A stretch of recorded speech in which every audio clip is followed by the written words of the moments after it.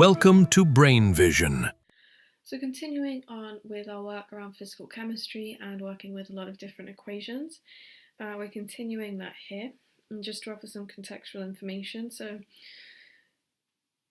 here in this podcast, so the weight of our aeroplane is balanced by the lift produced by the wings of the aeroplane. So when a fluid is passed over any surface, it will exert a force on it.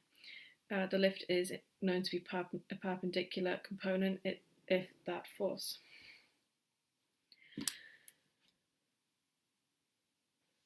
So we need to be using PV equals nRT, ideal gas equation, and density, that is a slightly differently drawn P, equal to moles divided by volume. So we can rearrange for density, that gives us P air divided by RT. And then we have one last bit of equation to be aware of. Vapor pressure is 10 to the A minus B over C add T. So we can substitute in some constants here to solve for the vapor pressure of water. P star is equal to 36.111 millimeters of mercury. And then the pressure H2O is given by P star multiplied by relative humidity.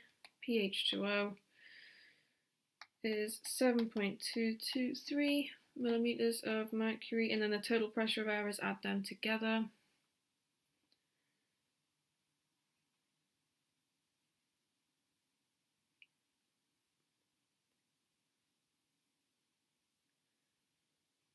So what we have now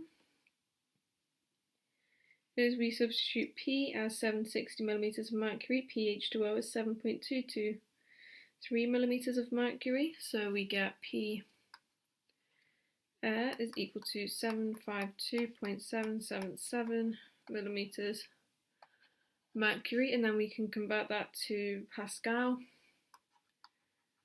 In Pascal, that's 100.362 Pascal.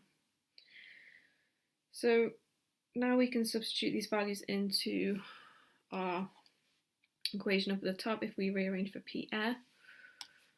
So P air is equal to 100.362 Pascal. Divide that by 8.314, our constant, multiplied meters cubed Pascal divided by mole Kelvin, multiplied by 305.38 Kelvin. We get P air 39.53 moles per meters cubed. So we have relative humidity is 50% and a temperature of 80 degrees Fahrenheit. Using the Anton equation, we can calculate the vapor pressure of water. So we can start a fresh page here. So P star is equal to 10. We've seen this equation before, 8.107. We're taking these numbers from a table that you have available. Take away 1750.286. Divide that by 26.67, add 235. P star is 26.227 millimeters of mercury. pH2O is equal to 13.114 millimeters of mercury. Total pressure P air is 746.886 millimeters of mercury, and then if you want that in pascals, 99577 pascals. So then we can solve for density of the air, that is 39.95 moles. My units have gone off screen. Moles per meter cubed.